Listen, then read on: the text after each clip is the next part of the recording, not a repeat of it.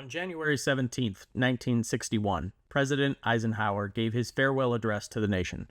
It is most remembered for warning against the influence of the military-industrial complex, where weapons manufacturers had built factories all across the country, in many states and key congressional districts, to expand their influence.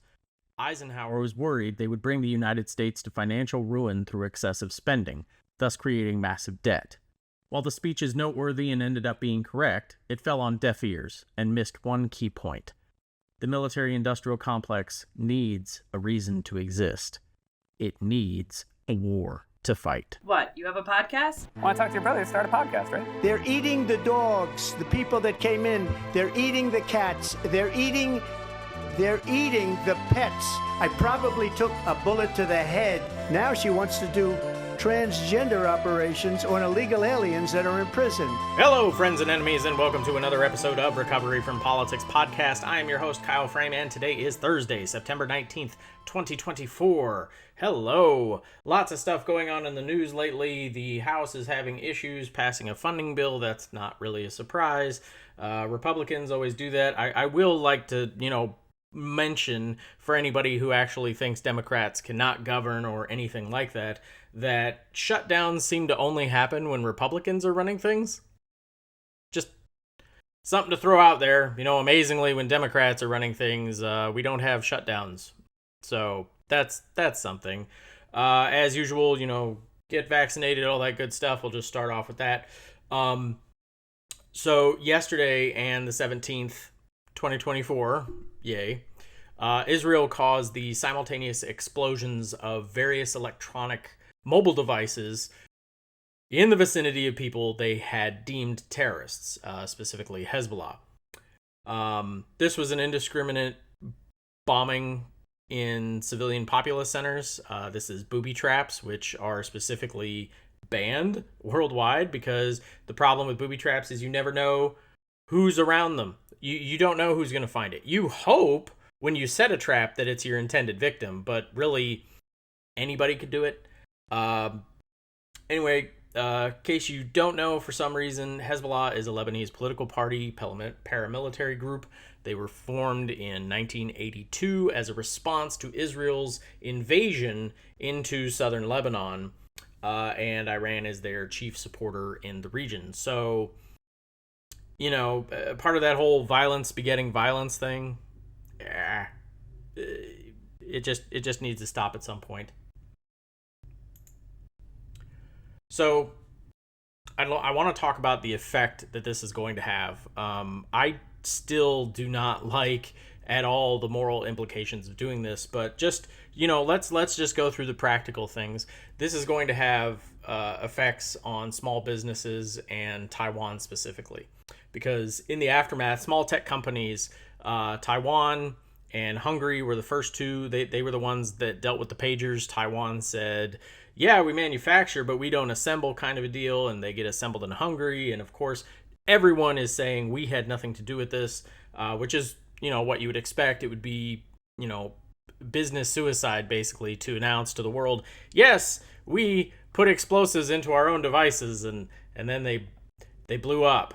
That's just not going to cause your stock price to go up. So everyone's denying it. And then yesterday, apparently, two-way radios, walkie-talkies that were Japanese has come under scrutiny, that they were exploding a lot yesterday. So congratulations. And again, this isn't done by any stretch. I imagine more countries, more companies will be implicated because the world wants to figure out how this was done. Journalists want to find out. That's kind of their job. Obviously, bad actors want to find out so they can copy it. And counter-terrorism, countermeasure groups, intelligence groups want to find out how they did it so they can counter it, of course. So there's no evidence at all that any of these companies were involved as of yet. As of right now, there's none. Their device happened to explode. They don't know how. They don't know how that happened. Apparently, small amounts of explosive were placed into all of these devices. Because these are usually on your person, they're in your pocket or wherever else, you don't need a large amount of explosives. A couple grams of the right stuff, put in the right place.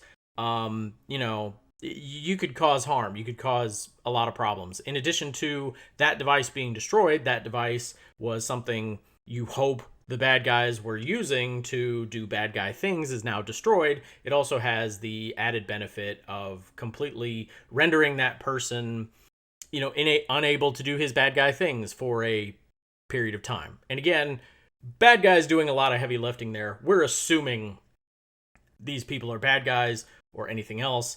Again, this is the practical implications of what's coming in the future, not necessarily what happened yesterday. Although I will say the odds of thousands of these going off and only killing the bad guys, that's just not feasible. It's ridiculous. Now, we do know that from Edward Snowden's leaks, he's still an asshole, but he did leak that the NSA has previously intercepted packages in transit with mobile devices. They have installed surveillance capabilities onto those devices and then sent them on their way, and the intended customers had no idea that their smartphone was now projecting everything to the NSA constantly. That's kind of one of those things, is like, you kind of know it happens, but there's usually never any evidence of it happening. It's one of those things. It's like, you think about it, you're like, yeah, that makes sense. Intelligence agencies do that. But again, at least when the NSA was doing it, it was surveillance. It wasn't violent. I do have a problem with that. There is a two-way street. If you said you want to put a surveillance device into a smartphone and it's going to a bad guy, at least you would assume that a warrant was obtained, that evidence had been collected, that there's reason to want to put this surveillance device into this other device and then spy on this person. You would also assume most warrants have time limits saying, okay, if this device doesn't come up with anything after 90 days, then the device has to be shut down, or the program that monitors it has to be shut down, or something along those lines. So very different things. And I'm not even saying what the NSA did was good, because we don't have enough transparency to know who they were monitoring or why. And I hate all the post 9/11 laws that made it very, very easy for them to obtain warrants. And again, warrant is another one of those words doing a lot of heavy lifting, because it isn't really. A lot of the names are blacked out. The judge's name is blacked out. The judge doesn't even know what they're approving, and they have nothing to go off of except the word of an intelligence person in front of them saying, yes, we're only going to use this thing for good. And it's like, I have a lot of problems with that. If you want to live in a democracy and free society, I think you should have a lot of questions about that as well. So we know that the NSA has been doing stuff like this in regards to surveillance. This is the first time it's been done en masse like this, with violent intent, with explosives. So there's that. When it comes to Taiwan, both Trump and Biden agree on one thing for very different reasons. They both wanted to move electronic dependence away from Taiwan. Taiwan right now manufactures a lot of the United States microchips. A lot of them. Just most of them come from Taiwan. This has been a big push by Biden with that whole Build Back Better thing. He wanted to build the chips here in the United States. He said it was for national security reasons. Sure, I kind of get that. I think it's also a kind of a tacit admission from the Biden administration that they cannot protect Taiwan, or that they don't want to protect Taiwan, and that if China ever goes ahead and makes a move against Taiwan, the United States will be able to be like, whew, good thing we don't have anything there worth a damn. Because honestly, I don't believe politicians really look at Taiwan as anything other than a pawn in their bigger game with China. Trump, of course, wanted to do the exact same thing, but for nationalistic reasons. He was just a racist asshole and wanted to move all manufacturing here. But regardless, you have both a Republican and a Democratic president, both agreeing that something needs to be done, both of them doing basically the same thing for completely different reasons. It doesn't matter. So as of right now, there's no reason to suspect that if Harris wins the election, that there's going to be any change of this. There will be continued divestment in Taiwanese electronics in the future, likely at a much faster pace than is already going on, because now Taiwan's implicated in this. Obviously, they probably had nothing to do with it, but just knowing, like, I mean, if you knew, like we just had the boar's head deli meat thing, right? There's I think it was listeria breakout. That was recent. I threw out all the deli meat in my fridge and just said, yeah, I don't trust it right now. I don't. So, and I'm certainly not going to be buying any boar's head, products in the near future. Okay. The same thing's going to happen with anything from Taiwan. If you see a made in Taiwan sticker on anything, you're going to have second thoughts about doing it. So Taiwan's about to get screwed over big time. But also, small companies around the world are going to be affected by this the most. Customers will depend even heavier onto big tech. You're going to think your products are inherently safer. It's that whole product placement thing. Like, when you grab a Coke product, there's a certain level of, I know this is unhealthy for me, but it's not going to kill me. This is a safe product. There isn't some poison in there or something else that's going to make my life a living hell. It's the soda I bought. And, when you buy a store brand, Mr. Pibb or Dr. Thunder, I think there was one called Dr. Thunder somewhere. It was very store brand. It was supposed to be like Dr. Pepper. When you have those, it's like,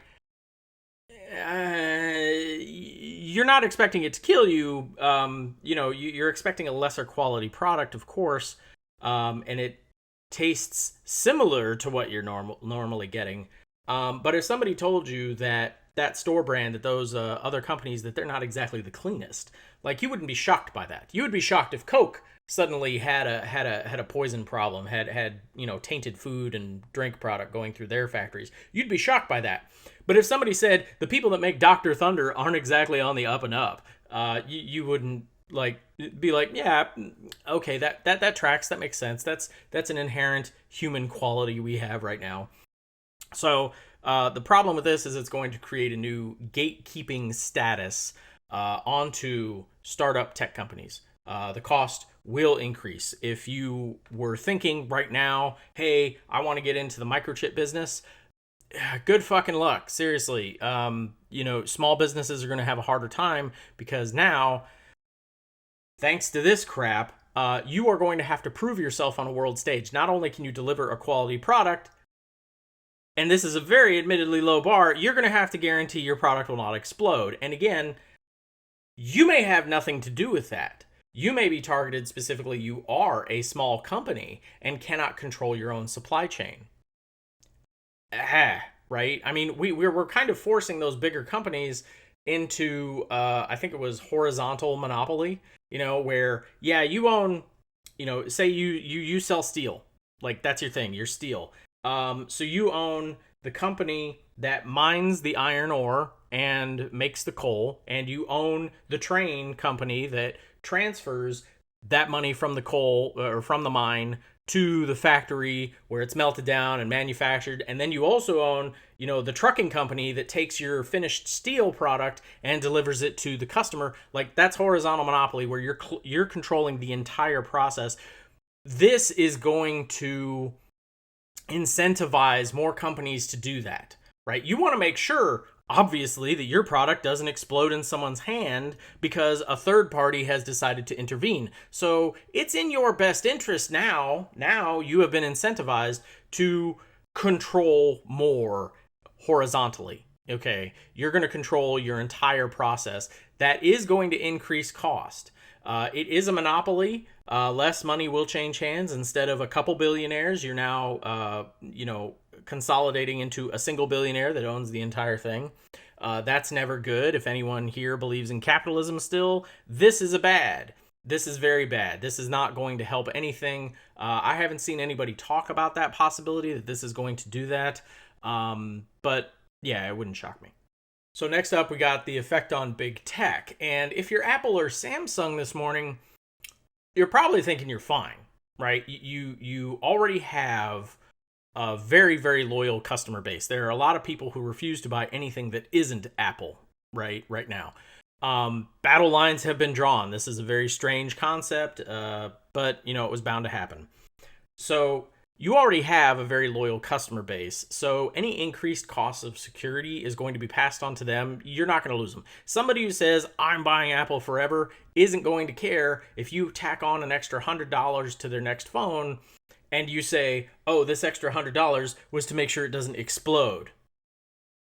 People are going to do that. Like that's not going to be a big issue. So I'm not worried about the big tech companies. They're going to be fine in regards to safety and security. I mean, if you can guarantee that the major company or major governments like the United States is not going to booby trap your Apple phone. That would be shooting themselves in the foot. You don't want American products or American companies suffering any negative fallout from this kind of stuff. So you're fine. And the United States has a vested interest in making sure that this is going to remain safe. So you're good. However, it should be noted that big tech is already compromised. Intelligence agencies, since smartphones came out, have been spending their time and money trying to figure out how to hack their products and create a surveillance network. Okay, social media is great. All these people are volunteering all this information 24/7. They know your mood. They know your thoughts. They know how you think instantly in a flash, because anybody can make a better decision if they sleep on it. But now intelligence agencies get to know your real time, like, holy crap, he just learned this thing and now he's spouting out his opinion. This is how his brain works. Like, this is a gold mine for them. But you know what's even better than social media? All these people voluntarily carrying around their mobile device with them everywhere they go. Okay, it is constant surveillance. And so big tech knows this is happening. Apple or Samsung have tried to sue these agencies. I think it was Apple was trying to sue the intelligence agency of Israel, the Mossad, I believe. Again, I'm sorry if I'm screwing that up. They're trying to sue them. They're like, hey, quit hacking our products. And the agencies, unfortunately, they hold all the cards. Because what ends up happening in these lawsuits is Apple says, stop hacking our phones. And the Mossad said, no, take us to court. And so they get to court, and then the agency just waits for discovery. Because the tech companies would rather drop the case than go to discovery. Discovery brings with it a threat of their entire code being leaked out into the public. Okay, that's 10 years down the drain. That is a massive investment that you would essentially be giving away for free. That is the threat of trying to take an intelligence agency to court. Okay, discovery will happen. Apple obviously wants to know how the intelligence agency is exploiting their code, which means their code kind of has to be in discovery.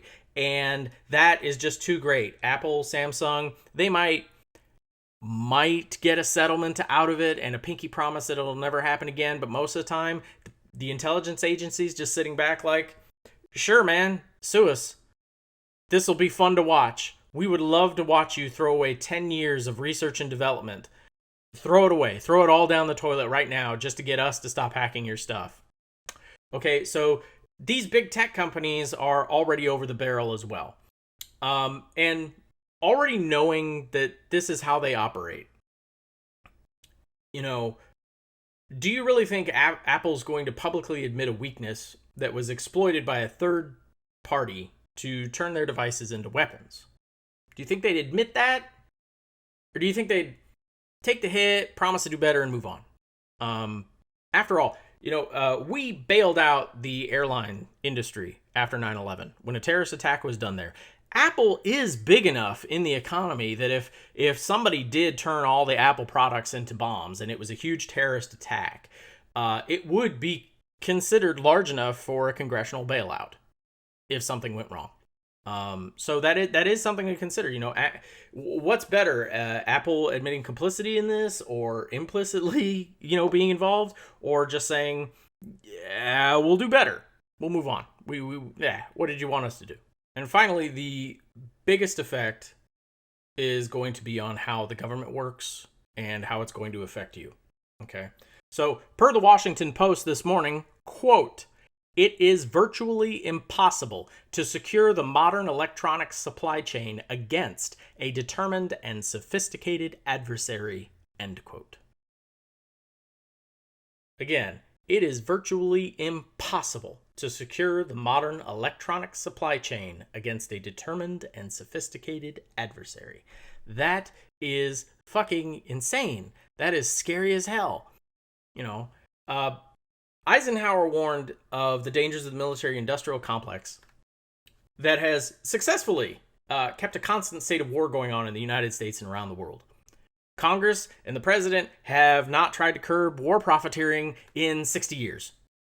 It hasn't happened. In fact, we've outsourced it, right? Every time there's a war, right now we have billions of American taxpayer dollars going to Israel and Ukraine right now for their defense. Okay? Where's that money being spent? We're loaning them money, and then they turn around and use that money to buy American weapons. Okay? They are spending that money right here in the United States at Raytheon and General Electric for American-made weapons.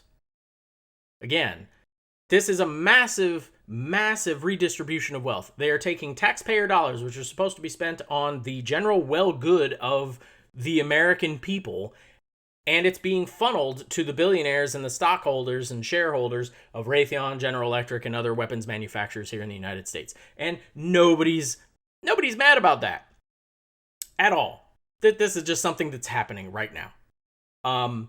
And I guarantee you, the next State of the Union, so in February or March, when there's the next president, be it Harris, be it Trump, it doesn't matter which one, they will mention our supply chain because of this. The supply chain will be brought up. When they speak of the economy, it will be in very nationalistic terms. Trump will be much more brazen about it, right? I imagine if it's Trump, there will be a line in that speech about how we can't trust Mexico to manufacture our stuff and send it north because they could be working with terrorists. Like that's a Trump line, right? It's going to be that way. But Harris isn't exactly going to be any better. She'll cut out the jingoism and the nationalist identity, but she's still going to speak about how the supply chain has to be controlled, about how it has to be protected against terrorist actions. And that's how it will be framed. As a terrorist action. Even though right now they're currently lauding Israel for this master stroke, they will quickly label any country or third party or group in any way that try to copy this, whether in reality or in their own rhetoric, they will label those people as terrorists. It will be a fear tactic. Hey, we have to spend this money, we have to change the legislation to militarize our supply chain so that terrorists can't do what happened on the 17th and 18th of September. And they will conveniently leave out that it was one of our allies who did it to terrorists. But they will still refer to this as a terrorist act, but they will leave out those details. I guarantee you, it will happen because money can be spent on this. You can funnel even more money into the supply chain and more money into the military because now the military will have even more control over things. It will have a militarized supply chain. Imagine the stories of Amazon warehouse employees being forced to use adult diapers to get through their shifts as an American Army infantryman has their M16 behind them. Hi, and thank you very much for watching. That was our show pretty much. Remember to get vaccinated, flu shots, COVID shots. There's a brand new variant out there. Yay. Other than that, it's starting to get cold. Make sure all your stuff's good. Try to stay happy and healthy this winter as it closes in on us. I do apologize if there's weird noises in the background. I've got construction going on. My neighborhood is still under construction. It's a very large neighborhood, so it's probably going to be under construction for like the next 2 years. I think. I mean, they're going at a pretty good pace there, but yeah, probably another 2 years before I have just normal neighborhood sounds instead of all that construction and stuff. Other than that, I really do appreciate you guys watching, listening, commenting. Definitely comment, like, subscribe, share, all that good stuff. This is a very one-person show, if you couldn't tell already. I don't have an editor. It's me learning how to do this. I don't have a sound guy. It's me doing this all by myself. This microphone here was gifted to me by my mother for a Christmas present a couple of years ago. This is all very bare bones. So, I'm not spending on advertising or anything else. So if you want to help the show and help get it going, please do like, subscribe, share, all that good stuff. Because YouTube's algorithm, because this is a political podcast, it doesn't go very far. We're not going to get a lot of ads. I don't monetize this thing. I don't want ads popping up in the middle of this. If there are any, that's their own thing. But anyway, thank you very much, and we will see you tomorrow.